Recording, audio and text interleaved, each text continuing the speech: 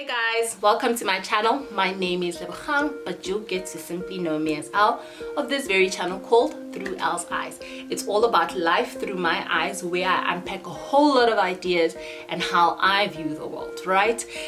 First and foremost, I'd like to extend my gratitude to every single person who's taken the time out to click on this particular video and all the other content that I've posted on the channel, and for everyone who is new on this particular space, I'd like to give you a warm welcome, and I hope that you can stay here for longer. And how you can do that is by clicking on that subscribe button and then going a step further and click on that bell icon not too far off from the subscribe button, and this is where you can get notifications about future videos that are created on this particular space and all for you.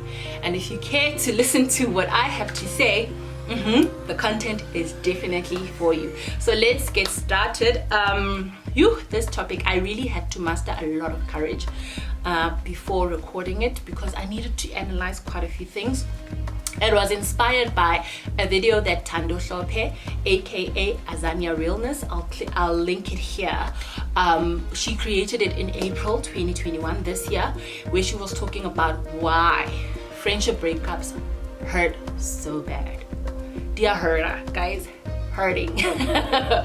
And it sparked something inside of me, because I was going through that journey, right? Because my friendship breakup, I think, is still very fresh. It happened late last year, around September 2020, but I'll get into it a bit later on into the video.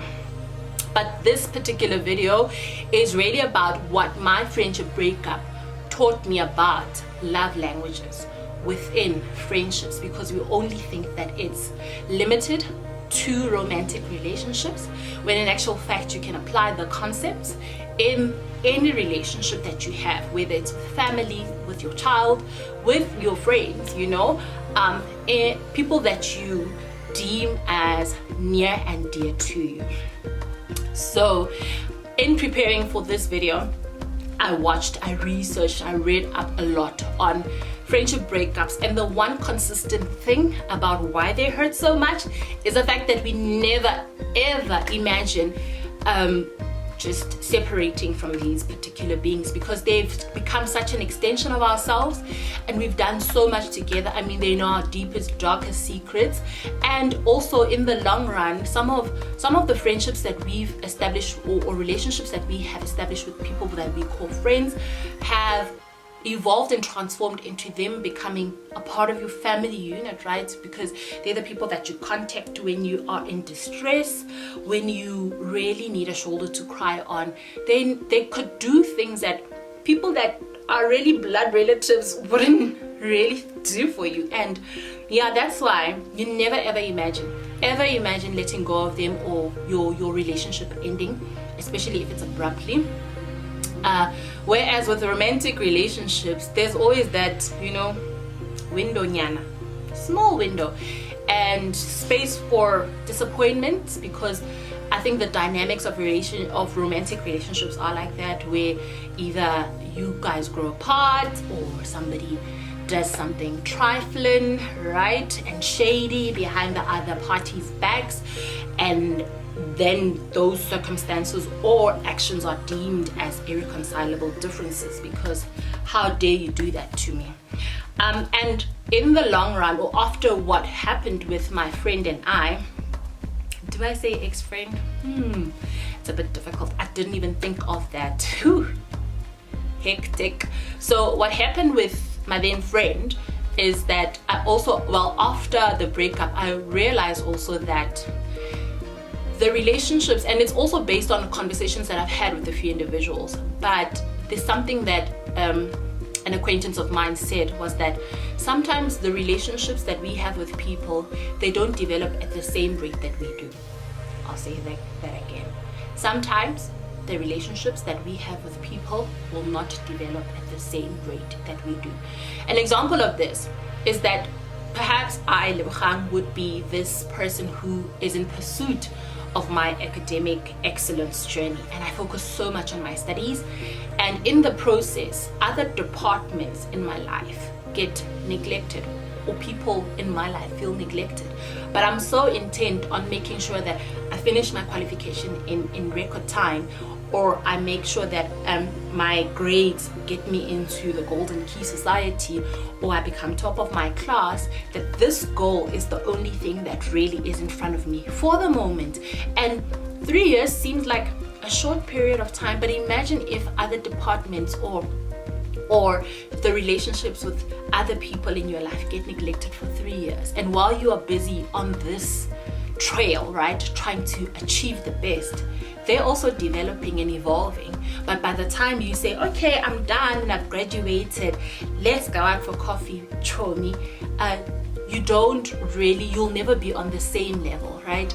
So this could either be a positive or a negative outcome of relationships, depending on how open the communication channels are with people. And you're able to say, friend, I know that I've been, and you touch in every now and again, I know that I've been a bit distant, but I've got this and that on my plate, but let's manage our expectations, because there are expectations. No matter how much you think there aren't expectations in our relationships, I've got to tell you something. So when you're able to manage each other's expectations and you say, okay, Chomi, get busy nyana, perhaps we can set time out to meet every 2 weeks so that we don't let this relationship fall by the wayside.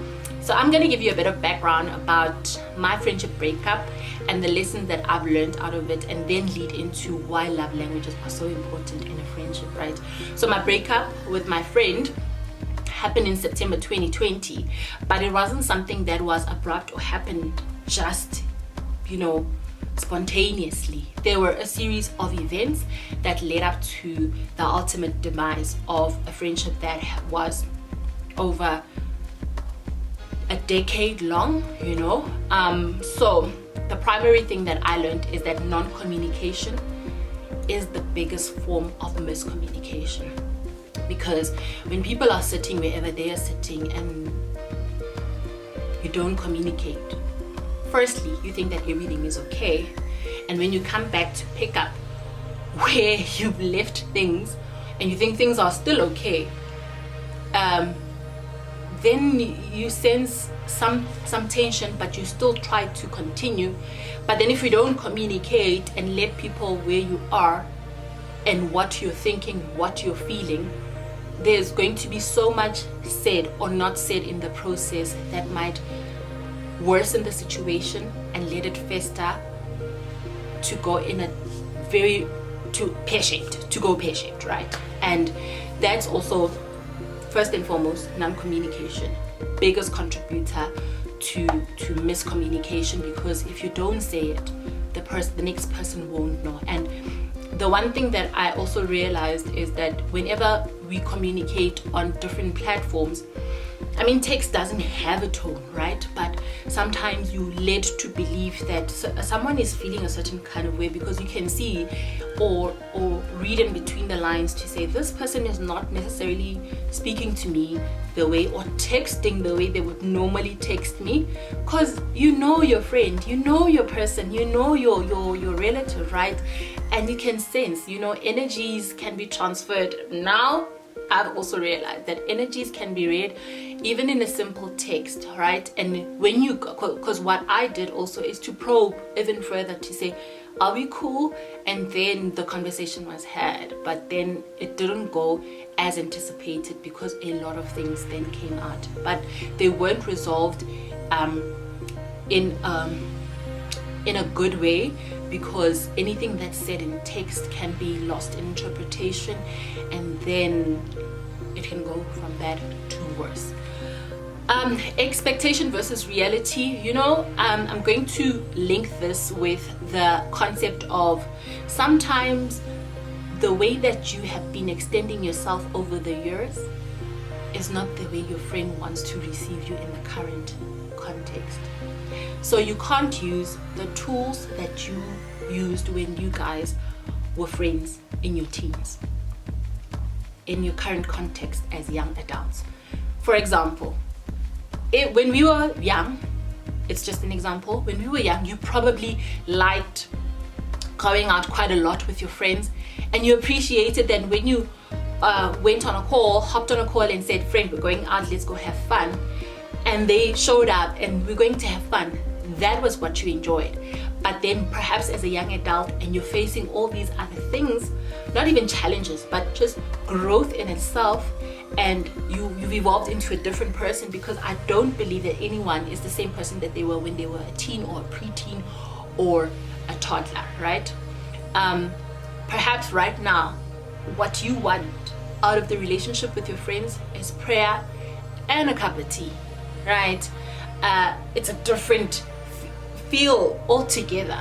So with love languages, we definitely have to think that if my friend appreciated words of encouragement when we were teens, perhaps they do not want words of encouragement right now. They want gifts, or they want to spend quality time with you instead of you sending a text.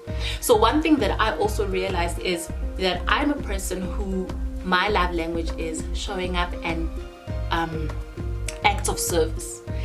And unfortunately, our separation happened also at the height of COVID, and there were restrictions, and there were so many things that were happening in the country and in our lives also, that in order for me to show that I could be there for anyone, call me now, 10 guys, I'm there. That's how I extend myself.